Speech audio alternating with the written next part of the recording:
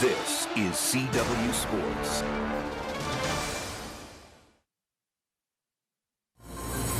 This is bowling's ultimate test, where pressure reveals truth and nothing is given. This is my house, baby! The U.S. Open demands the very best. A singular challenge of body and mind, asking questions only greatness can answer. A Triple Crown winner! Discipline, patience, precision. The only defense in a major defined by glory and heartbreak. Single pin spare, misses it! He missed it! And Duke has won the U.S. Open. A 56-game marathon comes down to today. 5 players, 4 matches, 1 champion. No excuses. It's PBA Championship Sunday on the CW.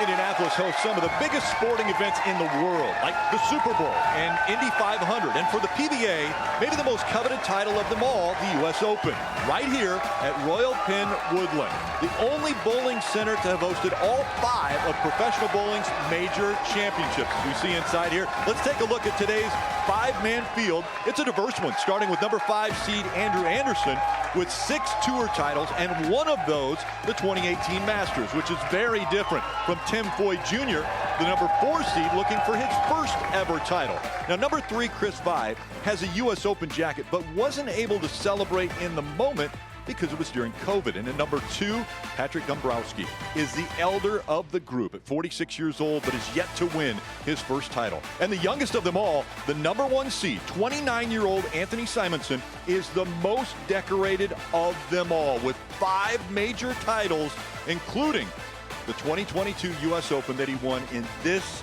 very building. Alongside my 2-time title holder, Kyle Sherman, I'm Rick Allen.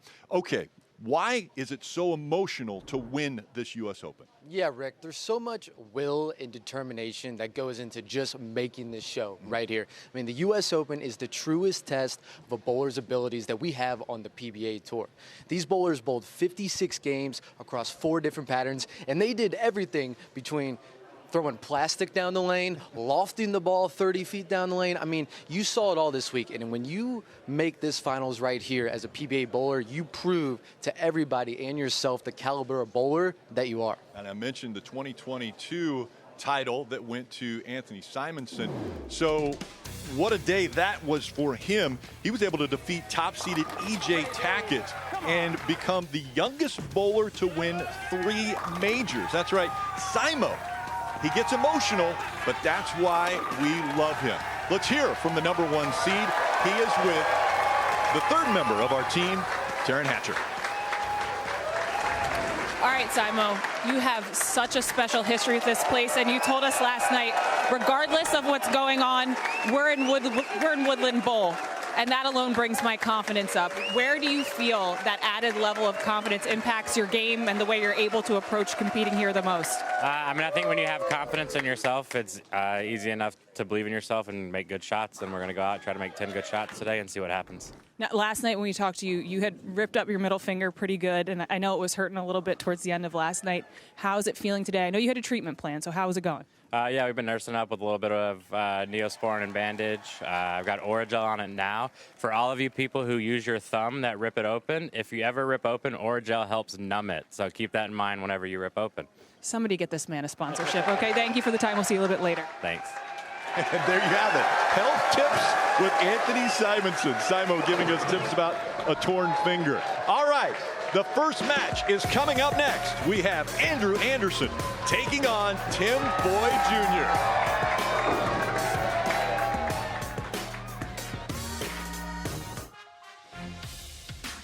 The PBA on the CW is brought to you by Progressive Insurance. Drivers who switch to Progressive could save big. Quote today at progressive.com. And by Ace, the helpful place. Welcome inside the center. That's what they're shooting for on this championship Sunday. The green jacket as well as the 2026 U.S. Open trophy. And the crowd getting a little raucous here. Okay, Kyle, talk us through the U.S. Open 43 oil pattern. Yeah, Rick, today we're bowling on the 43-foot oil pattern. The bowlers, this pattern is designed to play the outside part of the lane. So bowlers are going to be bowling around the first arrow, maybe a touch left going into the pocket. What you're not going to see early on is bowlers throwing a big hook from the inside. This pattern has a speed bump down the lane. And what happens in that speed bump, if you hit it going across the lane and don't get your ball to hook before that, it just hydroplanes and never gets into a hook. So bowlers are going to elect to play the outside part of the lane. They may migrate in a little bit as the lanes transition, but we're going to see a lot of high rev players playing the outside part of the lane. They have a great entry angle into the pocket. We should see some high scores today. Here are the first two competitors, Andrew Anderson, the 30-year-old, and Tim Foy Jr., the 38-year-old. Here are the two players. I'm Tim Foy Jr. from Seaford, Delaware, and I'm here to win my first major. Hi, I'm Andrew Anderson from Holly, Michigan. I was runner-up last year. I'm here for redemption. Higher-ranked bowler determines who goes first, and so Tim Foy Jr. said, Andrew, I'm going to let you, the young bowler, hit that left lane first.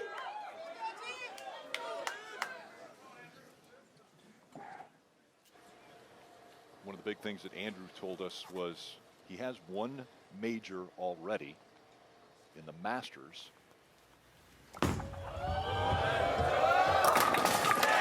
Strikes with the first ball. He said, if I get another major, I'm in the Hall of Fame. I think about that every day.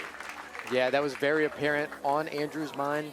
And it's something as a young bowler you might not think about, but once those titles start collecting, once those majors start collecting, especially a U.S. Open title, that dream becomes very real.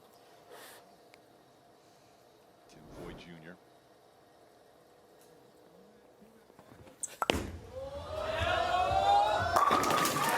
And he strikes on his first ball. Really tough format, too, on this one, Kyle, as far as the different oil patterns they've got to deal with, the number of games they're playing.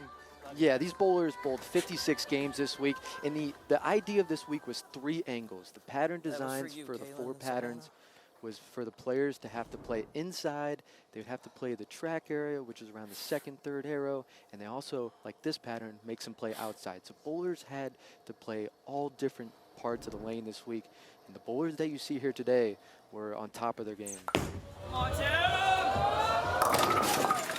he leaves the 7-pin. We heard him talking to himself there. One of the things he said was that was for you, Kalen, one of his children, Savannah and Kalen, back home watching. See shot by Foy here, looking to get off to a great start with the early double. Comes in just light. And he picks up the straight.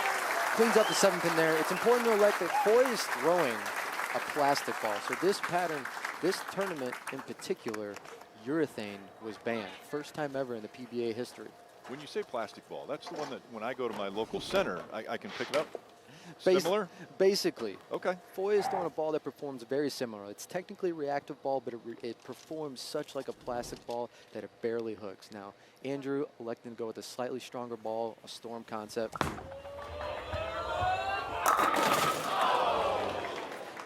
Leaves that 10-pin.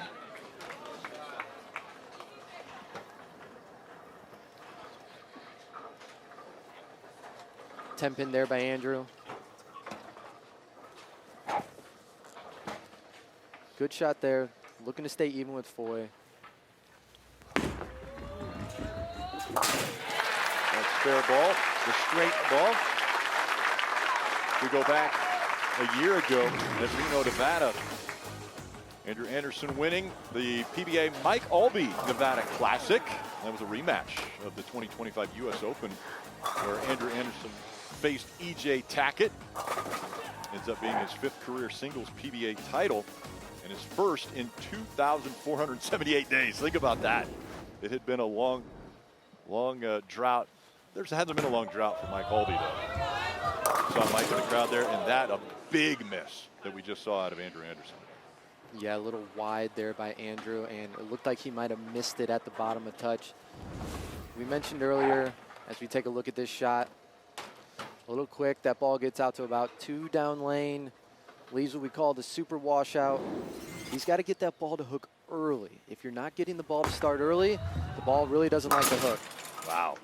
Big miss there for Andrew Anderson. Yeah, open frame there.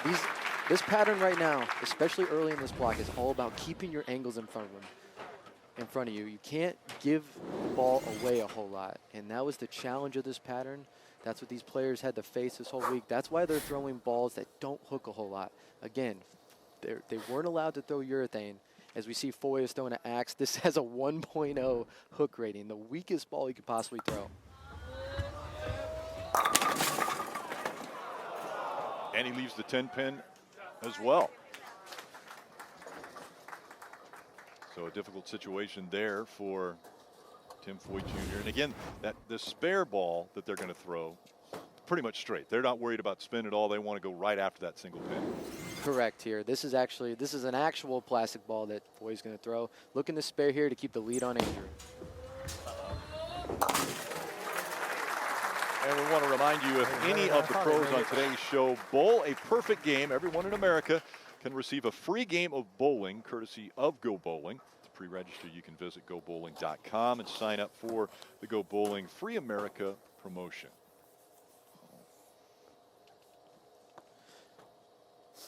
Now again, urethane was banned in this competition. Players would probably elect to throw that in this case, in this situation, but they can't. That's why Foy is throwing this semi-plastic ball, and Andrew's going with a reactive ball that kind of resembles urethane. But Foy here, and that's what you're going to see out of a plastic ball like this. It doesn't quite have the driving capability. They're opting for some control over a ball that has maximum carrying capacity. As we see Foy here, wraps a 10-pin. 6 goes right around the 10 there. This is going to be the challenge. He's going to be able to stay into the pocket, but once he gets that 10-pin to fall, he's going to be able to start stringing them together. Much better than the last one. 3 frames in a row. He goes 9 spare.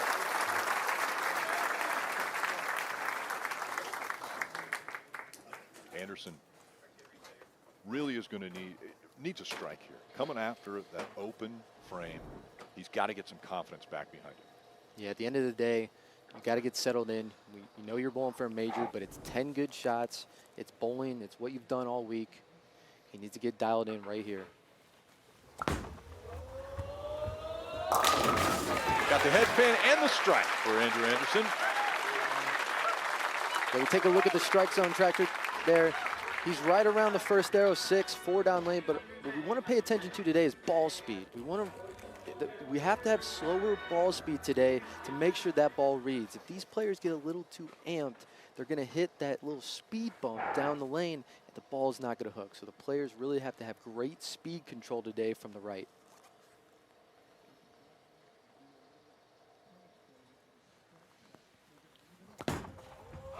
Pick up. 18.1 miles per hour. Yeah, you can see this. You see 18.1 miles an hour there from Andrew, and that's something to pay attention to here. If he has a shot that maybe doesn't quite get up to the head pin, we'll see if that speed was amped up a little bit. Interesting for Tim Foy Jr.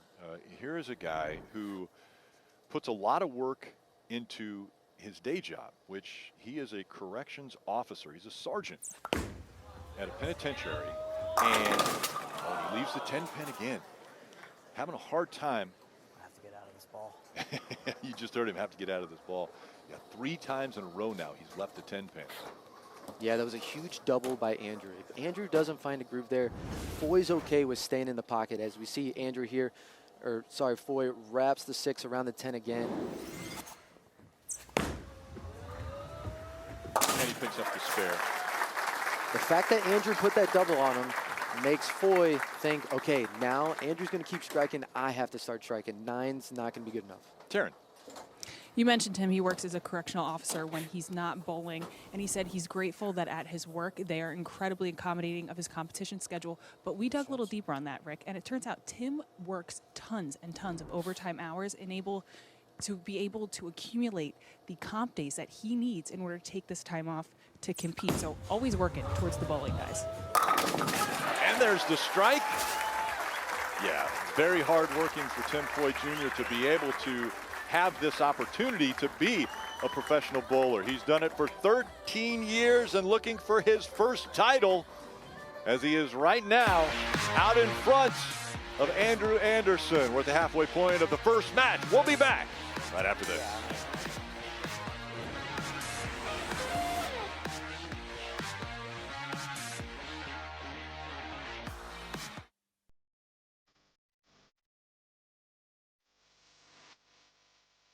For the 82nd time, the U.S. Open brings out the game's best.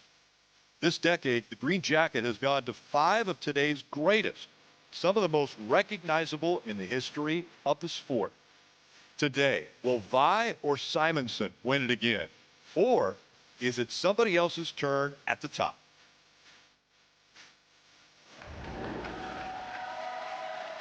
Hey, take a look there. That's DJ BK entertaining the crowd here. And a few bowlers from Marian University that are here to enjoy the PBA and the best in the world.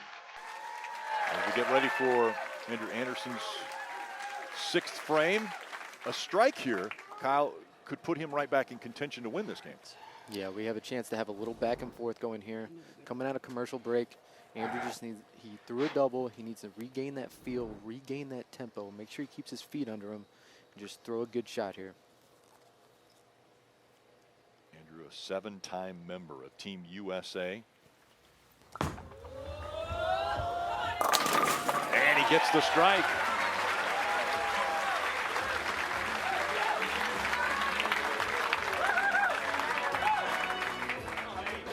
Great shot there by Andrew. You can see right in between the first and second arrow, starting to migrate in a little bit, but right where we expected them to play. That's exactly where this pattern is designed to play. You really can't play anywhere else. We saw a lot of high scores from these high rev players attacking from the right side of the lane. You mentioned high scores. Coming up next will be Chris Vi, and he had 2 300 games in match play this week. Anderson strikes on the left lane. So now the momentum shifts to Andrew Anderson's side. Tim Foy Jr. is going to have to put some things together. Yeah, Andrew's scary when he starts to get comfortable. One of the better shot makers on our tour. When he starts getting solid and you see that little look in his eyes, it's dangerous for the rest of his components on this finals. Now, Foy, he has to step up here. He's had some carry issues. He's got to get a little touch going to get a double here. And there he got it. So why did he pick the 10 pin up there and had trouble with the earlier frames? It's just a little bit of a feel thing, you know, getting that ball to either read a little bit sooner, shape a little bit more. Could have been a little bit of a hand position deal. He's getting the ball to face up a little bit more on the pocket. When he rung those 10 pins, the ball is coming behind the pocket just a smidge, but it's enough to have a difference between 9 and a strike. And you see right now the max scores. Anderson still with the advantage if he were to strike out. Foy leaves that 10, but the messenger picks it up. Wow. What a messenger there by Foy. That was dirty. My bad. As we can see here, head pin off. I don't even know what pin that was. That wasn't even the head pin to hit that. Look at him. Yeah, baby! You're not done yet! You know, we talked to Foy yesterday, and it's about getting the breaks. He's felt like on TV that the breaks have gone against him. That's one that you can check in the Foy's corner right there. He gets a few more of those. Look out. And another strike for Anderson.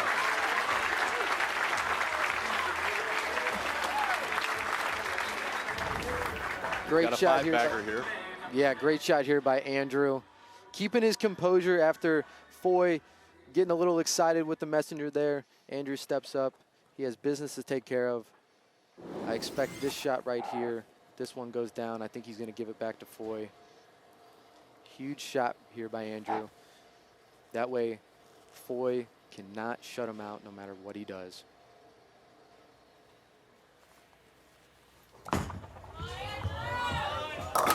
Oh, and he got it.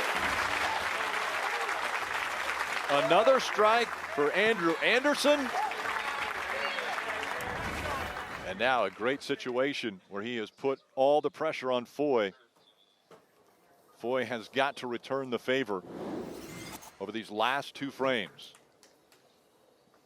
Yeah, what an opening match here. Foy just looking to strike here in the 9th. He can strike out for 247, which is going to force Andrew to throw the first 2 in the 10th.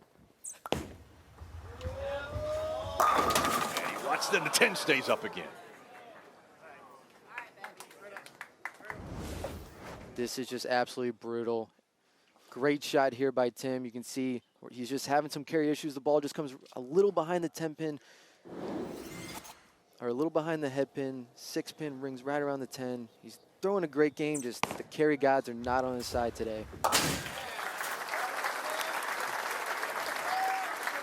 We saw the max score at 226 if he throws 3 strikes here in the 10th.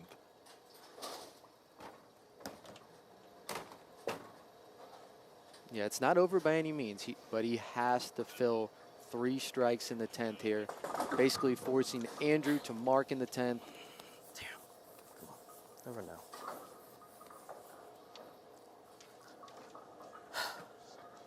Foy said he changed his strategy to play the way they allow him to play, meaning the lanes. Go ball, go! And he strikes there. First in the 10th. Yeah, Tim's been one of the hottest bowlers from last year, now continuing into this year with the U.S. Open final appearance today. And he talked about really his lane play, learning how to adapt to the lanes, learning how to play the lanes for what they're calling for, and adapt his game to that. Just learning how to be a little bit more versatile and not forcing the issue as much. Calm, cool, and collected. Tim Foy Jr. still is. His mom and dad, Anna and Tim, are here. He decided to take a second re-rack. So there's a 25-second shot clock. And these bowlers can have a re-rack, catch his breath, just like you saw him take a deep breath there. Maybe trying to ice Andrew Anderson. It's a little bit of both. He's maybe icing Andrew a little bit, but this is a must-strike situation for Foy right here. And he got it. Great shot there by Tim. He got it to the friction just a little earlier, so that ball caught the lane and drove through the pins so much better. You can see here he got this one just a touch wider, about 3 down lane. You can see it read, and now it's shaping into the pins much harder, knocking down all 10. You can see that 6 pin coming off the sidewall, hitting the 10.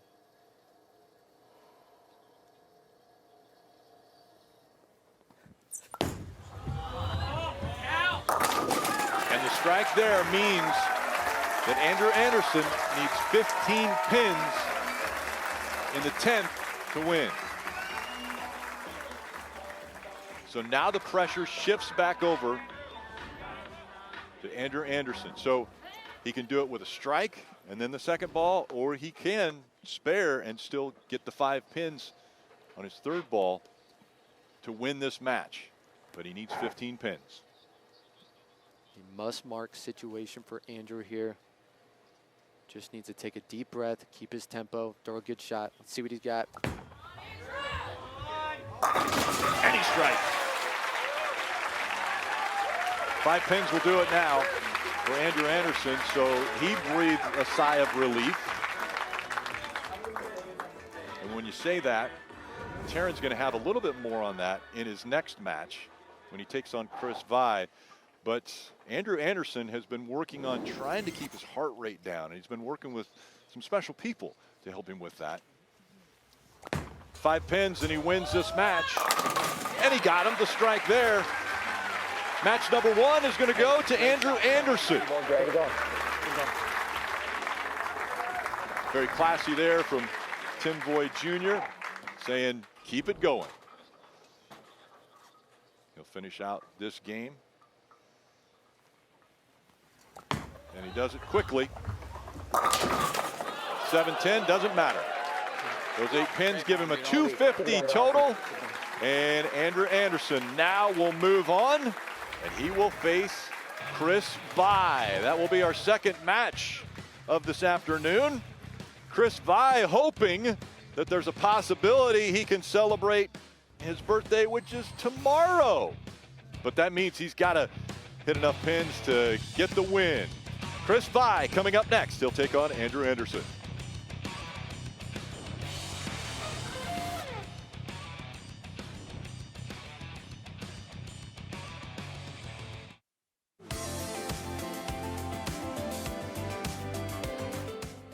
I'm going to teach you about the PBA.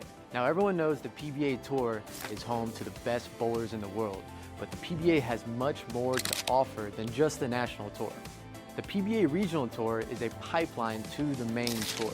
Now, in the Regional Tour, players can compete closer to home, sharpen their skills, and see if they have what it takes to compete against the best in the world. You also have the PBA 50 program, which offers national and regional tournaments to players 50 and up. Now, beyond the US, the PBA has international programs and has regions in Japan, China, Sweden, and France, and is growing every year. And finally, the PBA Junior program offers bowlers under the age of 18 to compete just like their favorite pros and earn scholarship money to help pay for college. So no matter how old you are or where you are, the PBA has a home for you. And you can take your game to the next level and join the PBA today. Registration fees are waived through March 29th with code NOFEE2026 on PBA.com. All right, first match is in the books, and is Andrew Anderson finding his groove? I would say so, Rick. After that Aaron shot where he got 5, he comes back with an 8-bagger, and what I liked out of Andrew was how he acted after throwing that strike to shut out Foy. There was no celebration. It was just serious, like he was taking care of business, and if he keeps making shots like that, he's going to be a problem. All right, so he's getting into his groove. The match coming up has Chris Vai taking on Andrew Anderson. And Don McCune passed away on February 28th, one of the greats of the PBA. He won 6 of his 8 titles in 1973, and that was when he was named the 1973 PBA Player of the Year. Now, the McCune family, the only father, son, and grandson to win PBA titles. So that's Don, Eugene, his son, and his grandson, Kevin, who is actually playing in the field this week. And he was inducted into the PBA Hall of Fame in 1991 in that veterans category. Don McCune was 89 years old.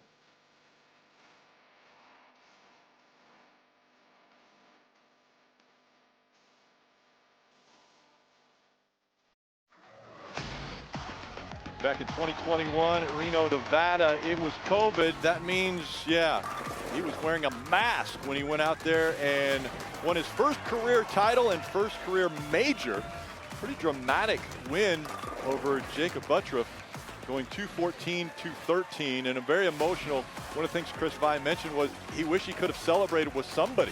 There was nobody there, no fans or anything, that could celebrate with him. And we look at the U.S. Open winners since 2020.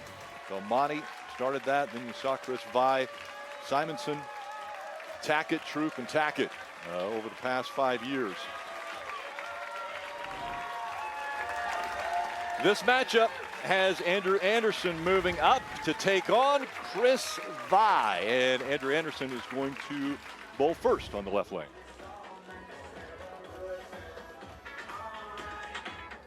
Andrew, a bowler that was following in his brother's footsteps more than anything. Started out in MGMA bowling in Michigan at 11 years old in that youth league. You were supposed to be 15 years old, but he talked him into letting him bowl because he wanted to be with his brother, who was bowling in the league as well and was older. And he'll leave the 10-pin. Yeah, I think that's what helped forge Andrew into the player he is today. When you're at a young age and you're developing and you're always getting pushed by older players, it just helps you develop so much faster. Andrew here, you can see he's throwing that storm concept, leaving a weak 10 there. And again, that spare ball, fairly straight, and he picks up the spare. And he will take on the number 3 seed, Chris Vive. I'm Chris Vive from Black Lake, Ohio, 2021 U.S. Open champion.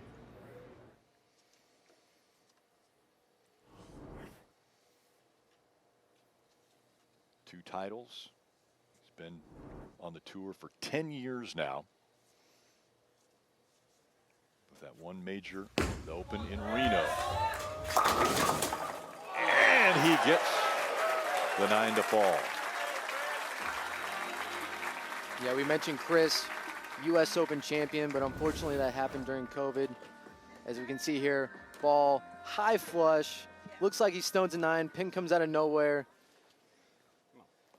Knocks it over, but I feel for Chris. You know, winning with no fans there and your loved ones aren't there to enjoy it with you, it's completely different. I remember when I won my first title, when my dad was there and be able to embrace him, there's no other feeling than that. So Chris's family's here today. Let's see if he can get it done in front of them. And he strikes again in the second.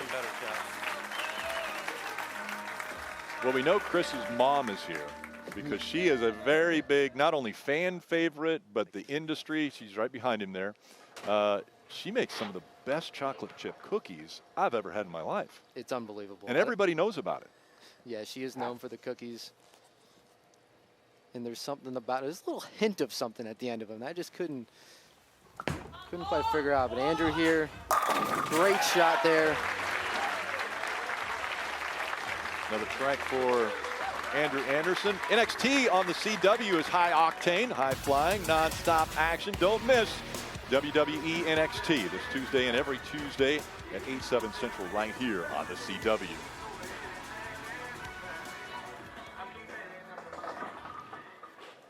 So after the spare, in his first frame, he comes back with a strike. We'll see how he does as he goes back to that left lane.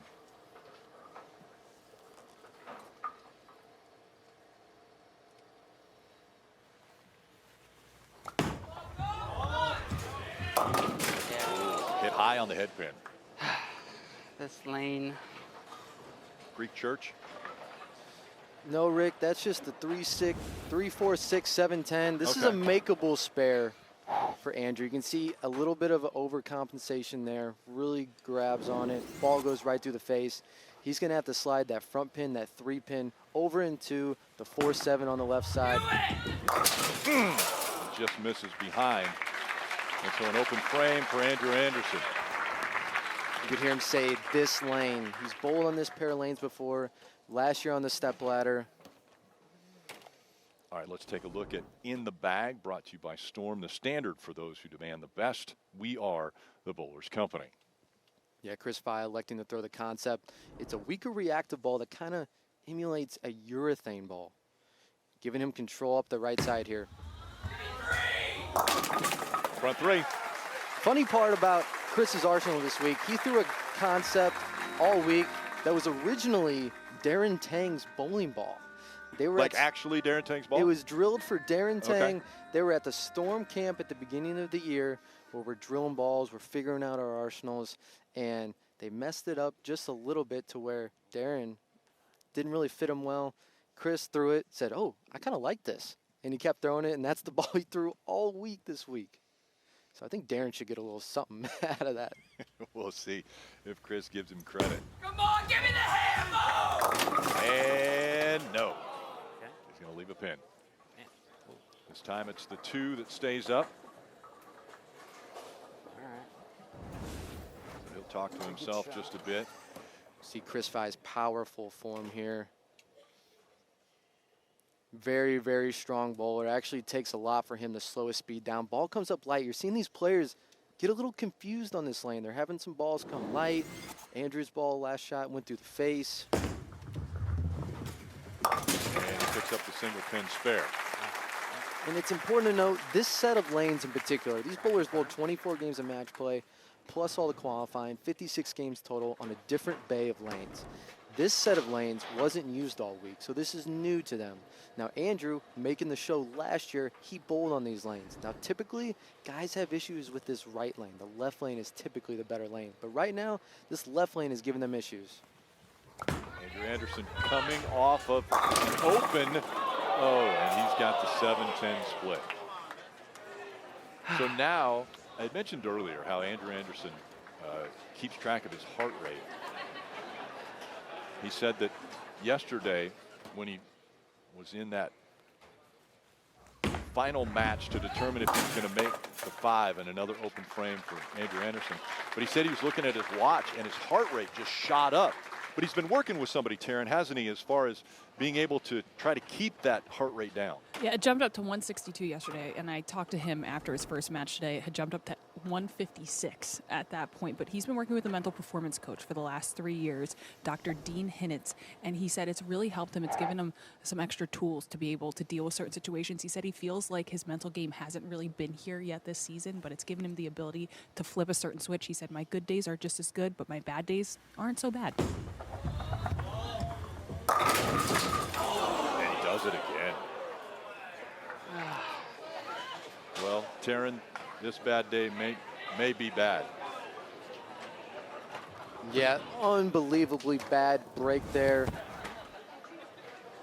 It's hard to describe how bad back-to-back 7-10s are. Looked like a pretty good shot after losing a little bit of pocket control on that lane. I think he was happy with that quality of shot. Just terrible break going back-to-back 7-10s. And just to let you know, he had a 7-10 split there.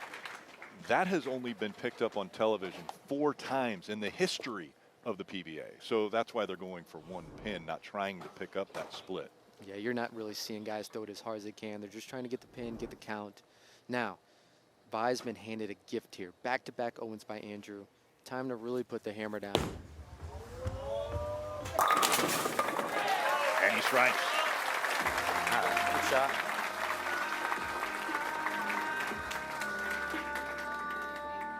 Talking to himself a little bit there. So if you see the advantage that Chris Vi has as far as the max, 279 is what he can get to, and Anderson with those open frames already, a 214 max for him.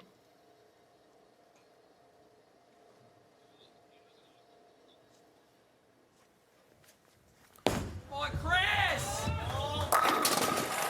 And he gets the strike. Keep making good shots. So his dad, Craig, and mom, Angie, are enjoying this, I'm sure, as he has taken the advantage here in the second match. Chris Vi looking for his second U.S. Open. Does it happen today?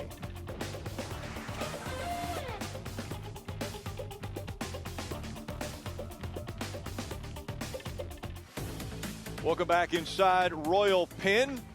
Well, coming up, Born to Bowl, an HBO original 5-part documentary series following the stars of the PBA Tour from a 24 and executive producer Ben Stiller. Debuts Monday, March 16th. That is on HBO and streaming on HBO Max.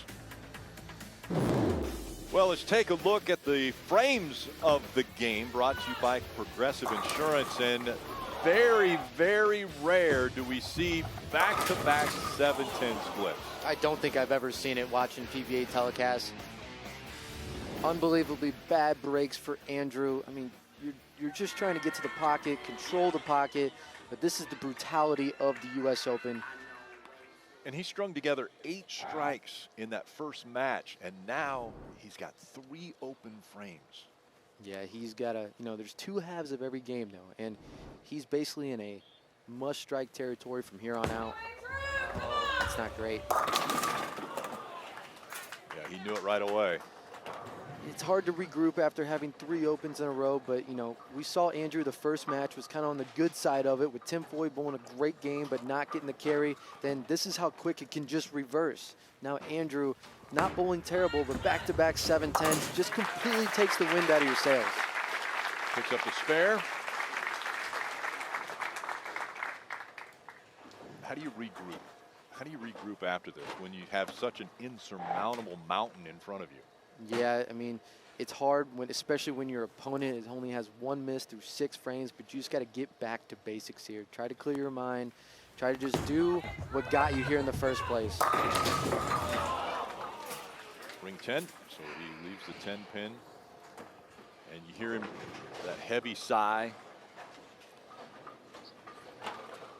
Just not going the way that Andrew Anderson thought this second match was going to go.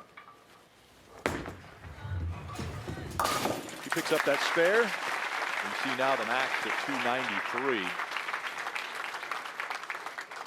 Yeah, Rick, what a crazy game bowling can be. Andrew shooting 250 last game, and then this game can't find anything. There's Mom and Dad we talked about. Craig and Angie.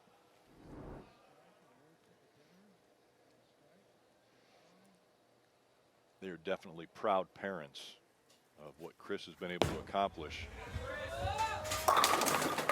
And leaves the 9 pin. A little up it. A little up. Chris coming up a little high here.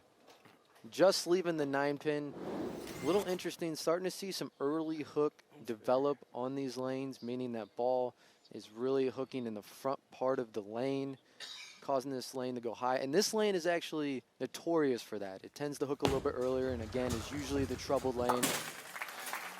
Picks up that spare. I mentioned Mom and Dad so proud. At the Hall of Fame induction ceremony earlier this year, we saw Chris Vi get the Tony Reyes Community Service Award. And that's because he is so philanthropic, very involved in BVL, which is Bowlers to Veterans Link, as well as striking against breast cancer. He gave just a beautiful speech up there, very eloquent. And so it's great to see what these bowlers do outside of their day job, which is right there, striking, but also, you know, giving back to the community. Yeah, Chris, very stoic on the lanes, very intense, but off the lanes, such a great guy. I used to room with him a lot on tour, very fun, and then gives back to his community. Such a great individual. So now, if you're Andrew Anderson, you got 3 frames to go. Little help on the messenger there to get that strike. Did you see him smile? Maybe got away with one, which is good to see him smile. He knows that this one is really out of his control. Chris Vi's put together a really good game. This isn't my strike song. Yeah, he's going to replace this. It was funny. We were talking with Andrew Anderson, and he said, you know, I have to have some How am I type supposed of to bowl after that? an intensity. And he says his music that he likes to hear is very intense. But then when he's away from the bowling alley, he'll listen to country music. He'll listen to whatever it is, but has to have that emotional roller coaster. Yeah, I think it matches whatever he wants to get across, right? When he's bowling, he's a very intense individual. Likes to really get after it. So the music has to match that. But outside of bowling, Andrew's a great guy. Loves to spend his time outdoors. He likes to listen to a little country music, which I can get behind that.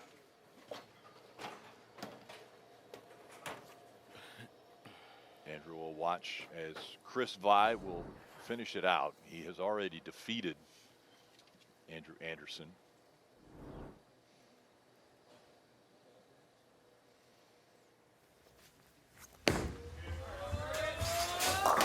And he strikes in the 9th. So strikes were definitely something that he saw a lot of. Let's take a look at our Bowl TV highlights. This week in match play, Chris Vi rolled 2 300 games. That's right, 2. He was perfect in game 2 of the first block and game 2 of the third block. Vi was the only bowler with 2 300 games this week. And again, his max for this one will be 258.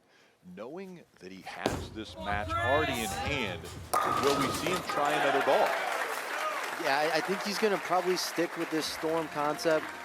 It's allowing him to play the part of the lane that these players need to be in. He might try a little bit of reactive ball, or he might try a little bit of a different angle of attack here just to see what happens. The last couple on this left lane, he got them right quick, the ball read, and actually had quite a bit of angle going through the pocket. I think he's going to try to get the ball up the lane a little bit more here just to see what it does. You see, not as far right on that shot, and that's what we're expecting.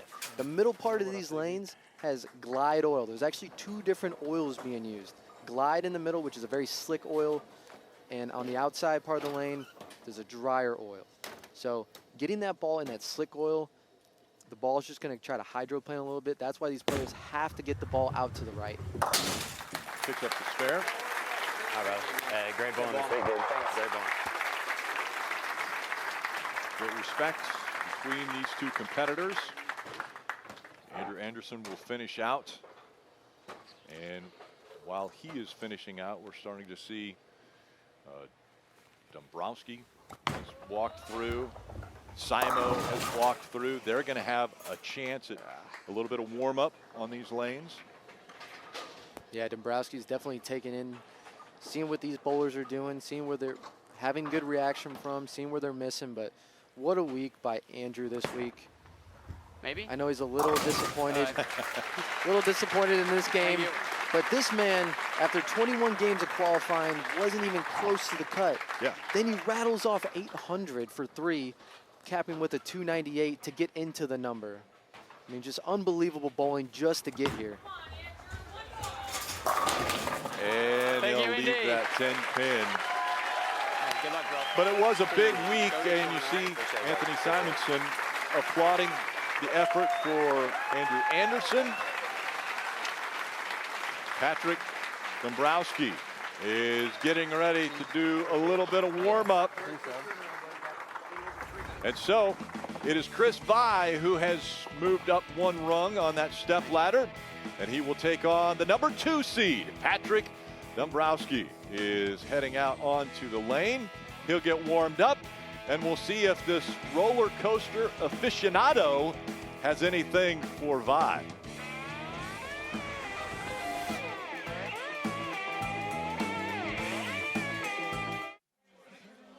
A year ago at the PBA Illinois Classic, it was Santu Dahavanainen who was able to get the win as he defeated Chris Vi. And Groupon PBA Illinois Classic, David Small's Victory Lanes in Decatur, Illinois is next Sunday, March 15th at 4 p.m. Eastern, right here on the CW. For some more of the Marion University bowling squad here to enjoy some bowling with us inside of Royal Pin Woodland. Match number 3 has Chris Vi now taking on the number 2 seed in this match, Patrick Dombrowski. Let's hear from him. I'm Patrick Dombrowski from Parma, Ohio. I'm looking for my first U.S. Open title and national title. PD or Dom, to make it a little bit easier to say Dombrowski. Is what he goes by, the 46-year-old, the veteran in this field for many years. He was a full-time accountant and then has focused now on bowling. And that one gets a little bit deep in down the lane and leaves 3 pins. Yeah, Patrick, a little bit of an old school bowler. Bowls a lot more with touch and feel and a very clean release. In a game where it's all about power, this guy has some of the best touch on tour. Now you're going to see Patrick play a little bit further left than the other players. That's because he has a little slower ball speed and he can get his ball to hook in areas where maybe some other guys can't. Now he's got to clean up this spare. And he does. Couldn't that be adrenaline? I mean, this is a totally different setting when you come out here and throw your very first ball in front of this crowd on TV. Absolutely. You cannot replicate the feel that it is to bowl on TV, especially if you haven't done it in a while. I watched Patrick throw quite a few pocket shots in practice. That one just got a little ahead of him. Now, Chris has a great look with this concept. This is the ball of the week for these Storm guys.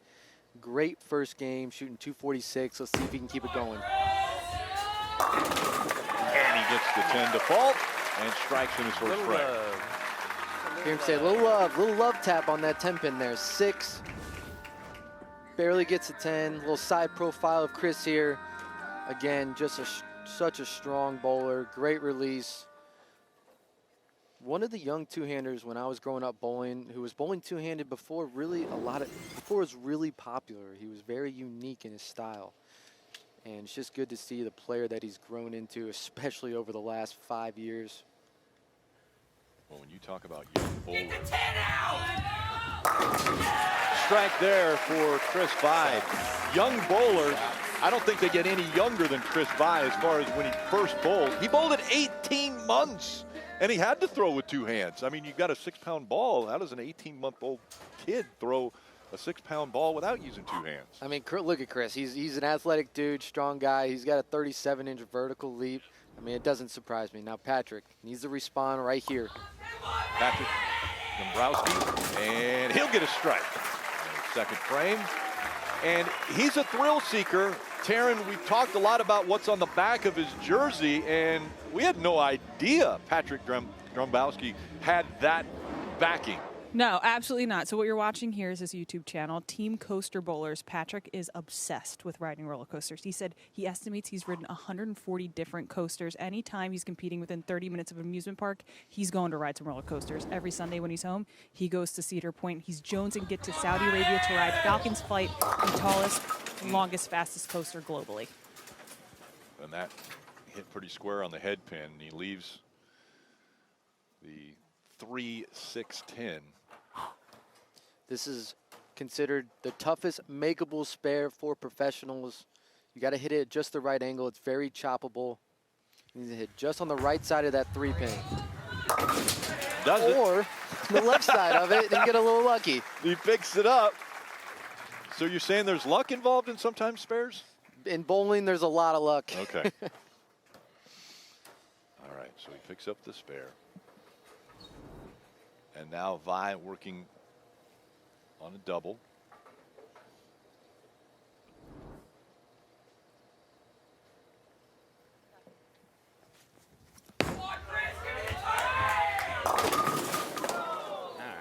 Gotta roll it a little bit more than that.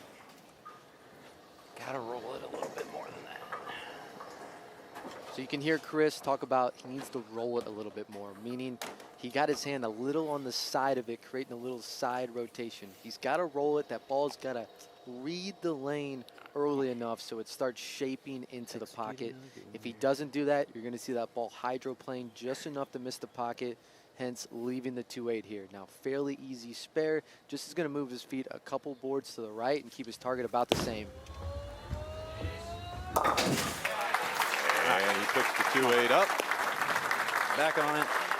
Back on, making a good shot. And our stats come from Lane Talk. If you want to take your bowling to the next level, head to lanetalk.com. Keep stacking good shots here. Come on. One of the great things about the PBA and these professional bowlers is they'll wear a microphone on TV, so we get to hear them talking to themselves. For the good and the bad. Yes.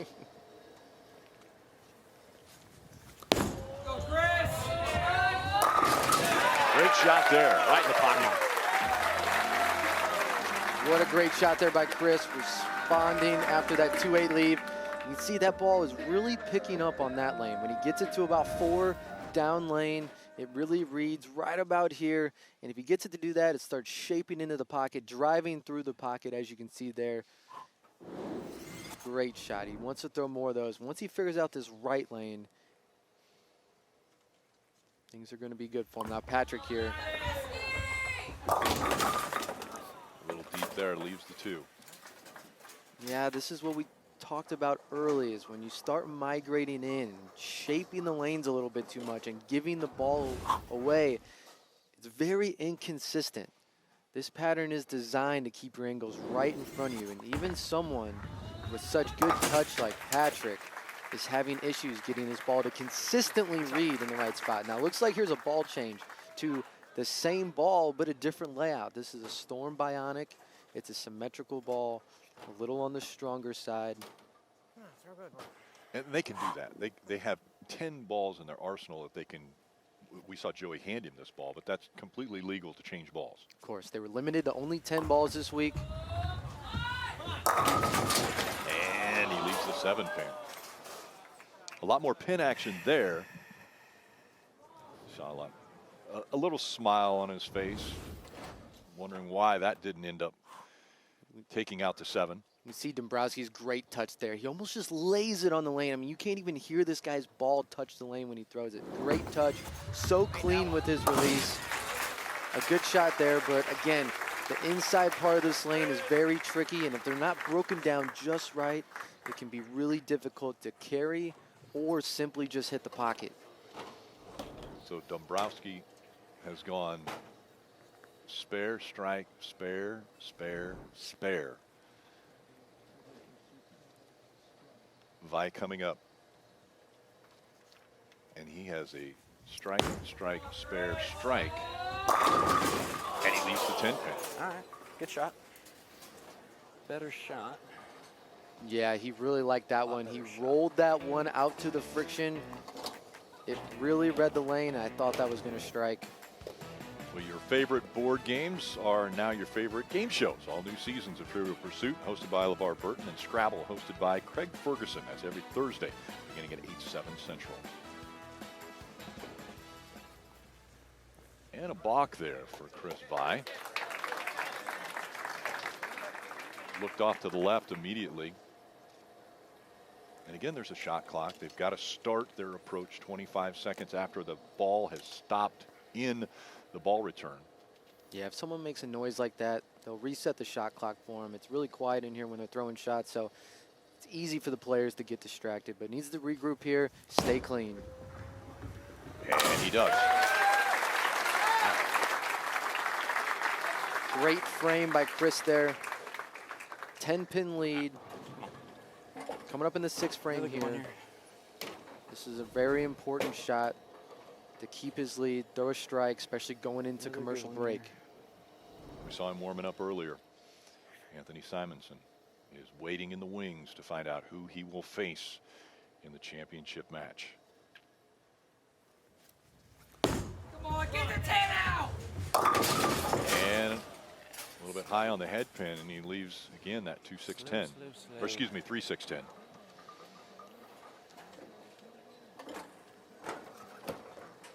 Yeah, here's a 3-6-10. What he's going to have to do is hit the right side of this 3-pin. The ball's then going to deflect and hit the 6-10.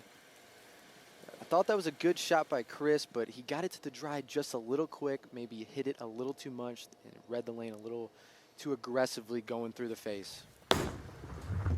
And just like you drew it up. Perfectly executed there by Chris. Perfectly executed. Yeah, so talking to the ball rep or his tour rep there. And we're at the halfway point of this one. Dombrowski has some work that he's got to do to catch up to Chris Vi. We'll find out if he can do it when we return.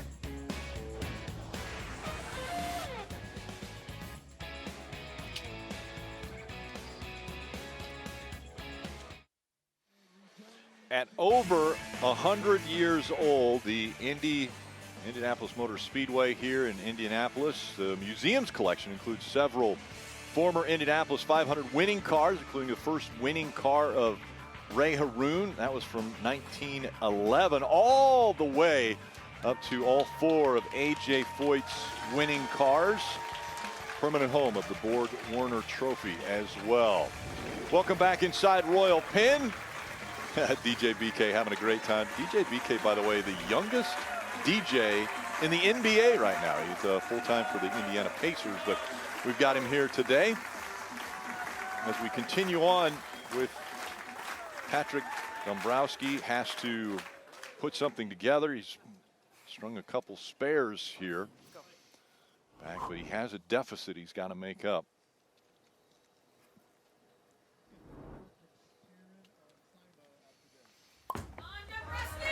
And there's the strike right out of commercial break.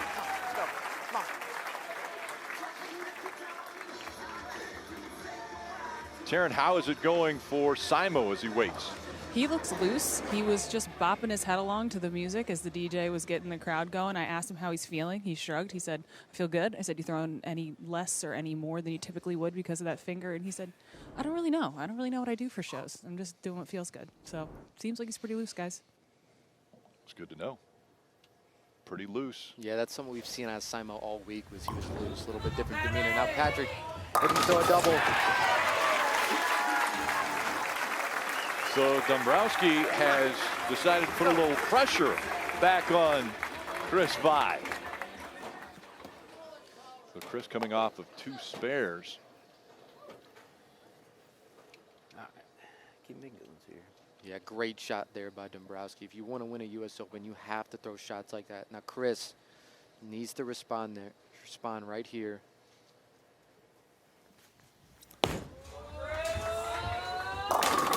And a strike there for Chris Vi.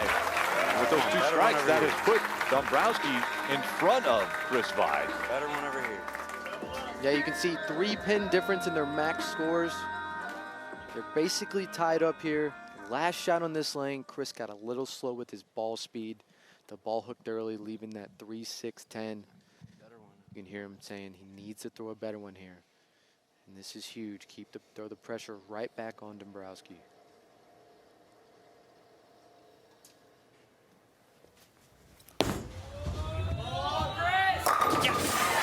Perfect. Right in the strike zone. What a shot by Chris there. He needed to throw a better one, stepped up, great touch here, did exactly what he needed to do, splits the 8-9. That is a shot worthy of a U.S. Open title right there. And he's going to have to make a lot more of those if he wants to take it home. Now Patrick back up, threw a double, starting to dial it in here for the turkey. And he gets it. Little love on the trip 4. So now Patrick Dombrowski has got that 3-pin advantage as we see the max scores. He can't falter. And now he can put a little bit more pressure on Chris Vi if he puts a strike up here. The beautiful form of Patrick Dombrowski there. Always solid, always steady. Giving us a little pointer there. Giving us a love there. Yeah, I love it. Now right here, the shot maker, PD. Let's see what he can do. Yes, we're starting to see confidence now out of PD. Dom has figured it out. It's amazing what a little commercial break can do, regaining your thoughts. This was a ball change. It's reacting much better than his first ball that he was throwing. Remember, it's the same ball, just a different layout. And you can see there a little confidence. Great shots there, Chris. Let's see how he responds. Working on a double. And he'll strike. That a boy. I mentioned how young Chris Vi was when he started bowling at 18 months. He won his first tournament when he was just 4 years old. But away from bowling, Chris is a golfer. Like, he thinks that golf and bowling they go hand in hand, because he says you're really on an island in both sports. You're bowling and you're mentally, focused in bowling, and you have to do the same thing in golf. Yeah, a lot of parallels. A lot of bowlers are really good golfers. Chris here needing a great one. And he leaves a 7-10. Oh. That is such a bad break for Chris there. I thought this was a great shot. I mean, we saw this before in the Andrew Anderson match. Fed the ball exactly where he wanted to. Ball just doesn't quite shape up, and that could be a 7-pin, that could be a 10-pin, but unfortunately leaves both. He goes for the 10, and he'll pick it up. At least the 10. He leaves the 7, so an open frame for Chris Vi.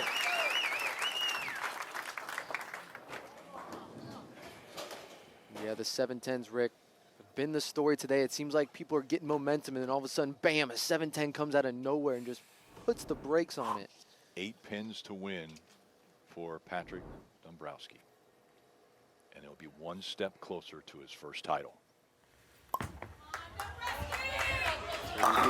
He got him. He strikes to start the 10th.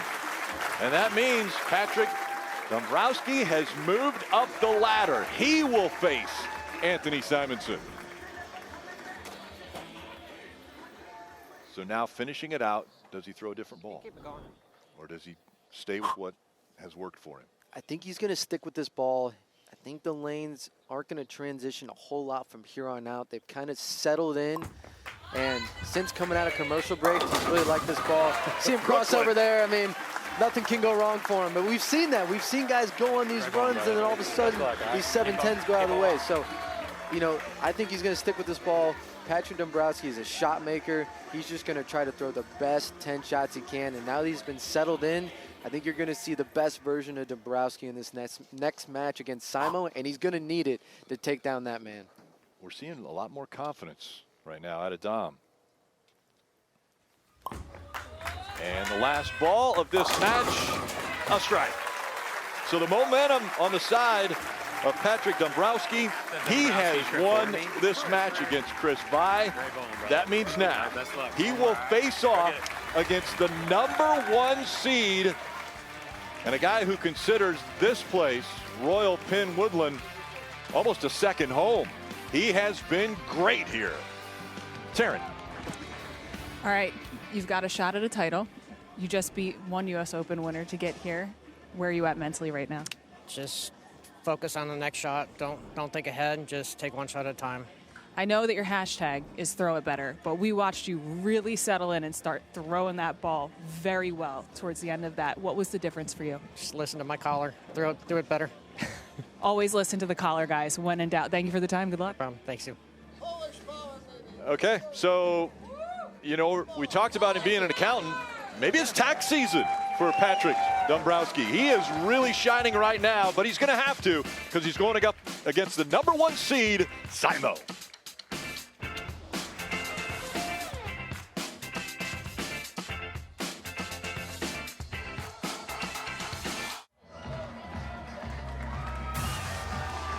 Royal Pin is rocking.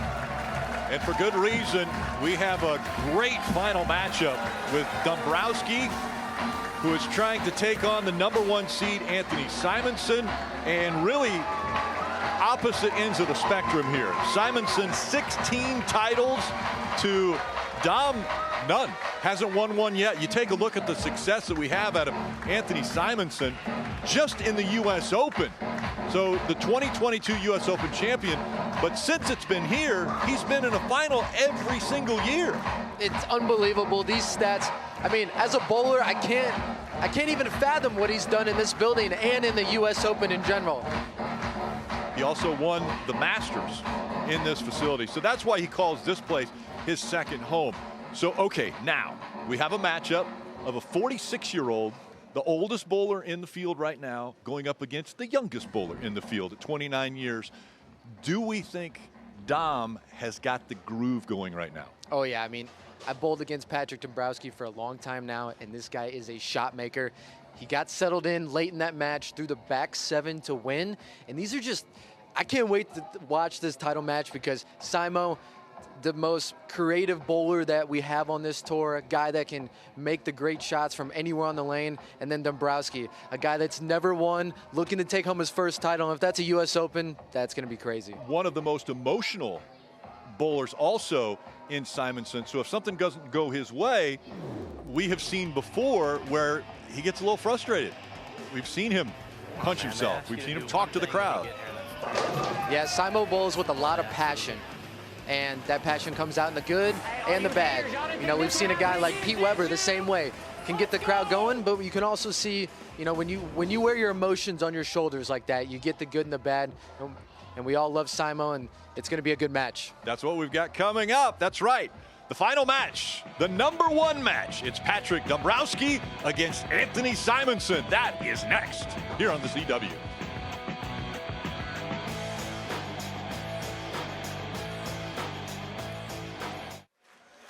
Just how good is Anthony Simonsen? Well, he has 5 major titles already.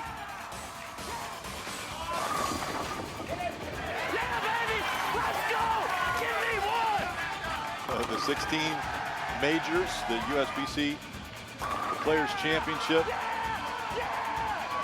22 US Open, 22 Masters, and then the 23 Masters. And that young man has accomplished a lot, and he's looking for his second US Open. He would love to hoist that trophy at the end of the day. Let's take a look between the arrows and compare these two. Talked about the age, the years pro. The titles is the major numbers here. 16 for Simonsen, and Dombrowski could get his first today.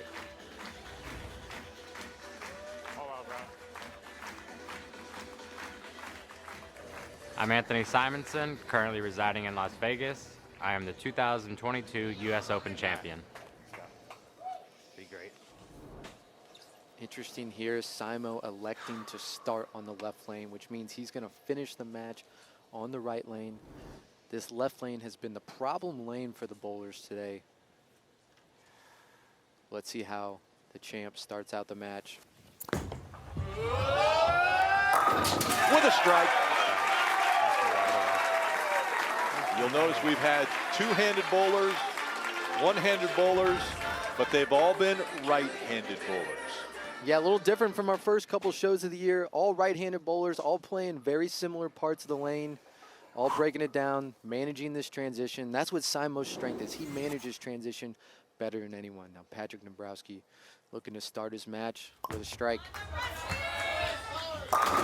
And he does. How do you take on the #1 seed? Well, you back up his strike with your strike. You know, it's never easy winning majors. No matter what you do, you're going to be going against a giant like Anthony Simonsen in our sport, Patrick Dombrowski. This would be an incredible feat, going for his first title and also a major, a U.S. Open. Looking to start off with a double. And he does. So now, counting his last game, that's 9 strikes in a row for Dom. That's not foreign territory, because earlier in this match, or in this week, he bowled 23 strikes in a row. He had a perfect 300 game, and then he backed it up with a 299. Yeah, Dombrowski was out of the number, out of the cut. He was on the outside looking in, goes 300, and then follows it up with a 299 on an extremely demanding pattern. Absolutely unbelievable. A Simo here, looking to match. And he leaves the 10-pin. Real bad shot. Hear him say bad shot there. Ball enters the pocket. A little bit of a flat 10. That 6-pin just lays in the gutter there. I think Simo was a little off with his touch and feel. He's able to make these little manipulations with his hand position and ball speed better than anyone. So he's more in tune with how he can throw the ball than most. And he just felt like he was a little off on that shot right there. But good spare, stay clean. Remember, Simo's coming in cold here. Dombrowski has a really good feel of what these lanes are doing. 9 in a row for him at this point. Simo looking to get back on track here with a strike in the third. So he picks up the spare and now moves back to that left lane. And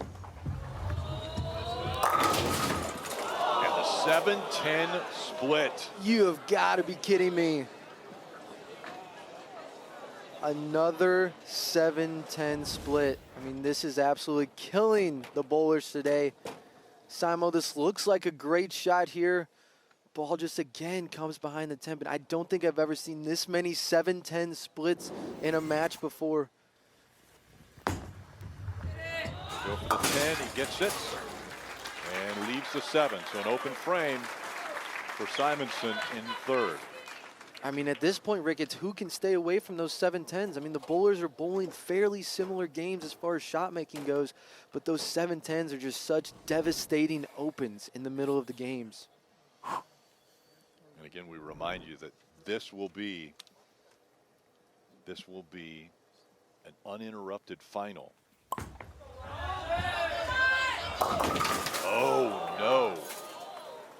Patrick Dombrowski. A big split here. Looks like Dombrowski got a little slow with that one and pays maximum penalty. Can we call this a Greek church now? That's a Greek church right there, Rick. Thank you. He's going to go for the 3 over to the right over here. Really just going for counts. He's working on a double. And if he gets any more than that, he'll be thankful. But wow, what a missed opportunity for Patrick right there. Both with open frames. Both with open frames. Had the real chance to nail the coffin in the Simo early, but now we still have a 4-pin match.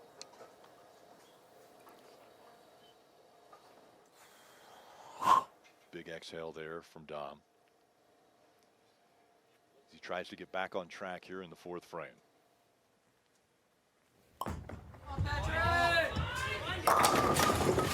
He'll leave the 10-pin. Yeah, these lanes are getting a little tricky for him there. That one, he got a little quick with his ball speed. The shot before, you can hear him say he threw it a little slow, made a little over adjustment on this left lane, got a little fast, needs to pick the spare. There you go. And there is the spare for Dombrowski. Well, Saturday, the stars of the NASCAR O'Reilly Auto Parts Series roll into the entertainment capital of the world for racing at the Las Vegas Motor Speedway. High speeds, high stakes, and no holding back in Sin City as the drivers go all in. Don't miss a second of pure raw racing from Las Vegas Saturday at 5 p.m. Eastern, 2 p.m. Pacific, only on the CW. And of course, Anthony Simonsen from Las Vegas, Nevada.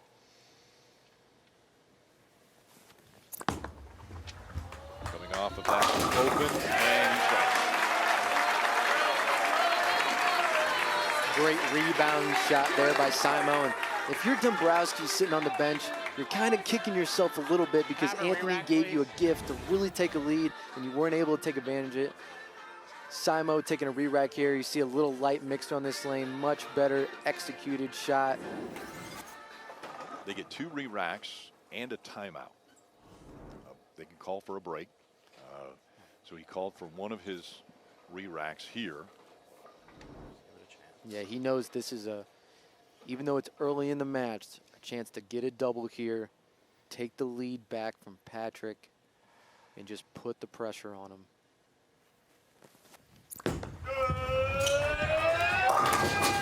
Brooklyn leaving the 6-pin. We see big miss down lane here by Simo. Pretty similar at the arrows. But that ball just did not get right enough. Almost crosses over, almost gets an incredible break, but still pretty lucky. Only leaving the 6-pin, easy spare. And we have a U.S. Open match right here. I mean, this is what you see at a U.S. Open. The lanes are a little bit ugly. The players are a little lost. They're trying to figure out the lanes, making these little adjustments. And it's about spare shooting. It's about high-quality shots. And whoever's going to make the best shots, the best adjustments down the stretch of this match is going to be the U.S. Open champion. Patrick Dombrowski has the opportunity to upset the #1 seed as he strikes here. His max score 251 if he continues to strike out. And we've seen him go on runs. We saw him in the last match go on a 7-strike run. Yeah, Patrick, his superpower is repeating shots. Once he's able to find that groove, he stays so solid. His release is so clean. He doesn't grab at all. He just has to find it. And once he finds it, he can repeat it over and over. Oh, he didn't like it off his hand, but he gets to Brooklyn. He strikes on the left side. Oh my God, what a break. I mean, we just saw Simo throw a very similar shot. Doesn't get the love, leaves a 6-pin. Patrick getting the love on the Brooklyn. And when the lanes are a little tricky like this, when you're bowling for a U.S. Open title, you'll take them however you can get them. He's not proud of it, but he'll take it. I guarantee you that. Yes, he will. So Simo's got to respond. Yep. After a Brooklyn by your opponent, let's see what he does. Right.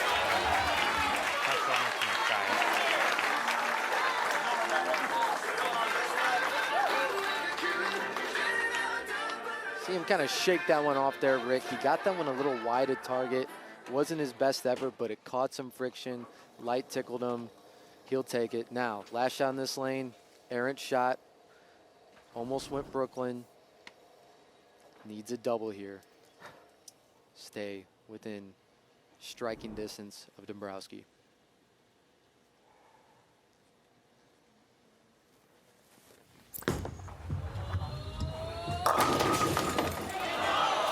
Messenger doesn't deliver, and the 10-pin stays up. Yeah, good shot here again by Simo. They're just having a hard time on this left lane getting the ball to face up to the pins, to the pocket, that 1-3 pocket correctly. Just leaving the 10-pin. Simo knows that he's fallen behind in this match, and he really needed that hit. Nice choice. You hear him say nice choice there. He's referring to his ball Such choice. a bad choice. At this point in the match, he's not scoring like he would want. Every single person. So what would you like me to do? 'Cause I'm not going to be able to win the match throwing that ball. Do you like it on the right lane? I mean, I've got.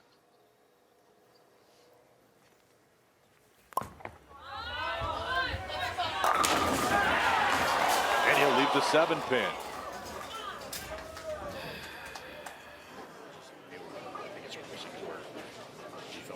Simo and the reps there talking about a ball choice. See Dombrowski here. It's never easy, Rick. Winning a major. That shot probably falls 9 out of 10 times in qualifying, but it's a major. It's a chance to take the lead, and the bowling gods just aren't going to give it to you that easy. Again, you mentioned Chris Schlemmer, the tour rep for Roto Grip, talking with him. And Simo said to us last night, after he was the #1 seed, he said it was Chris Schlemmer who got him back on track. He was kind of getting into a hole in one of the match play blocks. And all of a sudden, Chris Schlemmer talked to him and was able to pull him out of that hole. And he'll leave the 10-pin, ring 10. Good shot. Good shot, come on.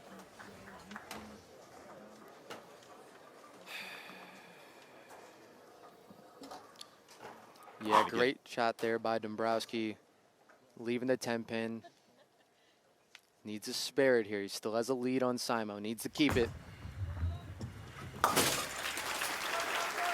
Got the spare. After the show, head to the PBA social media at PBA Tour for the Go Bowling US Open post-game show presented by AMF. Now you heard Simo talking about not being able to throw this ball the rest of the game, but it looks like he's sticking with it. He struck the last shot on this lane, so I expect him to stay with it on this lane, maybe make a decision on the other lane, but needs one here. And he gets it. That's why Simo's Simo right there, throwing big shots when he needs If I it. throw it that good, it doesn't matter what ball I use. I'm just going to throw the same ball. If I throw it that good, it doesn't matter what ball I use. He's not wrong. It doesn't get much better than that. Come on, man. Nice and easy to it.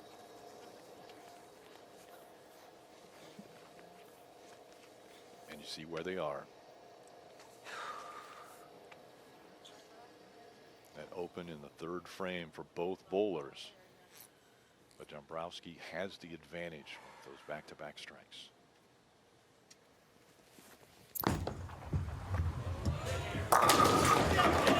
And the Messenger doesn't pick up the 10 this time either. So now in the 9th, looking for a spare, but you see the max score for Simo, 197. You can see another pocket shot here. Head pin almost comes off the sidewall, but those Messengers aren't connecting. But this is why he decided to finish on that right lane. This left lane has been the problem lane for these bowlers. Simo with a spare here. It's out of his control. Dombrowski for his major has a chance to step up and win this. Major and first title ever. He's 46 years old. He's been a pro bowler for 25 years. Most of those, he's been a full-time accountant.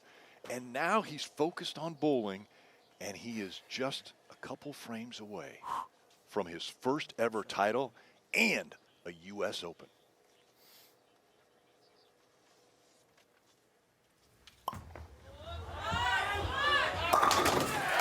That's the strike of the ninth.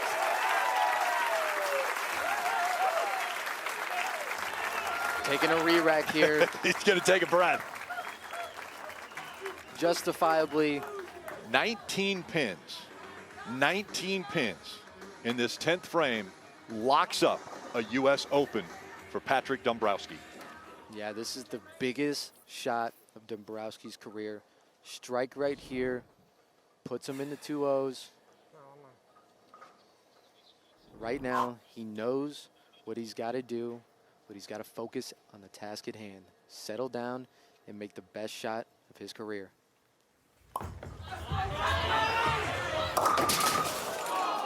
Split 8. So now he has to get this spare. He has to get this spare to put the pressure on Simon. How tough is this spare? In this situation, Rick, this spare becomes exponentially harder. Has to spare and get 9. He's going to need to hit the right side of this 3-pin and have the ball deflect into the 10-pin. He does it! Dom is 9 pins away from his first ever title. 9 pins, and he wins the U.S. Open. Unbelievable spare and an unbelievable moment for Dombrowski.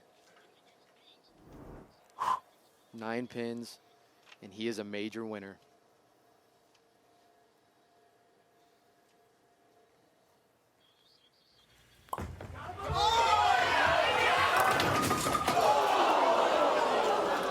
The door is left open.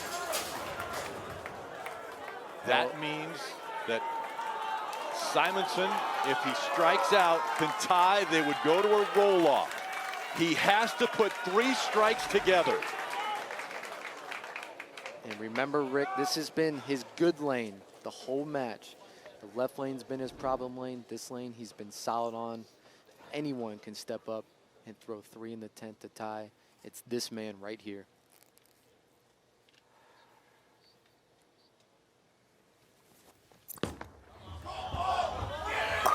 He got it. The first one is down. 2 more, and we go to a roll-off. If he doesn't strike, Dombrowski is the 2026 U.S. Open champion. Talk about pressure. Yeah, Simo here again. Great shot in the first. He's just got to stay within himself. He understands this moment is huge, but you have to dial it down and just execute the best shot you can.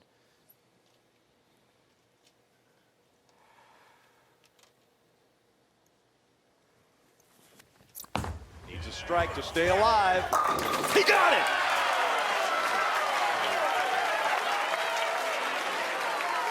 Everyone inside Royal Pin Woodland, they're holding their breath after he releases the ball.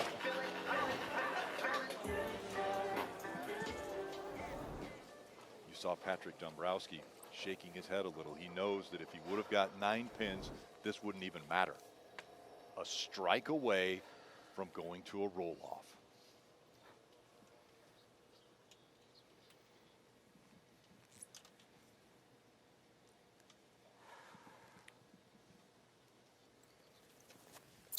Oh, no. Patrick Dombrowski is the U.S. Open champion.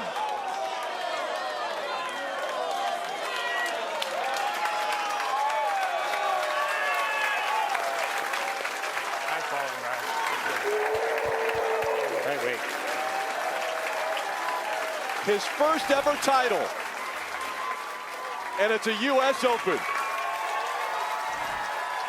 What a day for Patrick Dombrowski. Unbelievable after all these years. Pretty sweet that your first one's a major championship. And for a guy who loves roller coasters, what an emotional roller coaster he's been on these last few frames. This was a good shot here by Anthony. He got a little quick. You heard him say, oh no, and that ball just comes a little behind the head pin. And the theme of the day was the 7-10s. As soon as you thought someone had it in the bag. These 710s would come out of nowhere. He knows he didn't throw it his best, but he could have got away from it. But instead, that man right there is your U.S. Open champion. Patrick Dombrowski out of Ohio is about to get the hardware and the jacket. With us today presenting the jacket is USBC President Dennis Hacker, and presenting the trophy will be Jimmy Clapper, the general manager of Royal Pin Entertainment. Taryn? All right. I understand you've got some new threads for Patrick here, Jimmy. Go ahead. Take it away. Absolutely new threads. Congratulations. First title, first major. Awesome. On behalf of the BPAA and over 1 million members of the USBC, you're our champion. I'm proud to present you with your green jacket. Thank you.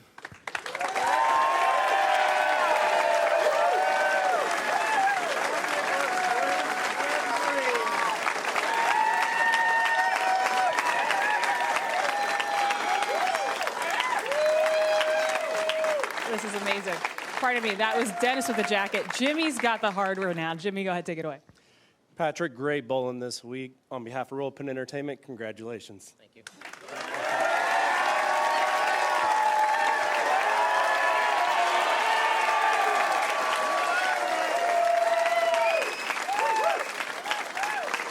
Patrick, your first PBA Tour title, and you are the 2026 U.S. Open champion.